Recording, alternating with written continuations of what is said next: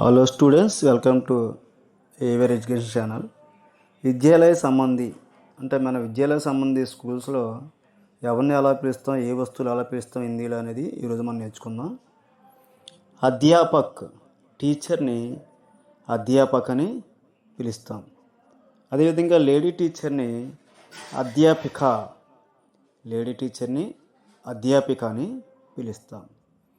అదే స్టూడెంట్ బాయ్ని ఛాత్ర, ఛాత్ర అని పిలుస్తుంది.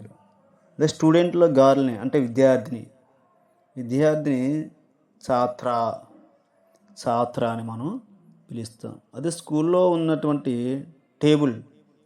టేబుల్ని మేజ్ అని పిలుస్తాం.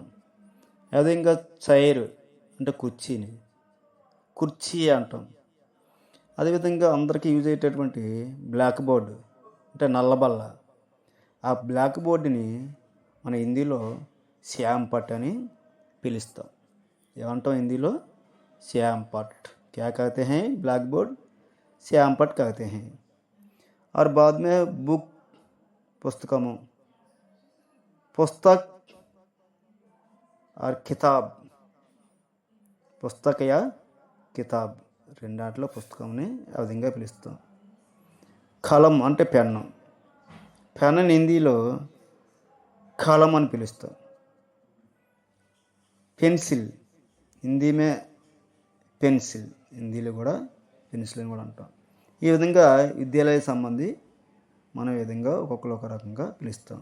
So thank you all.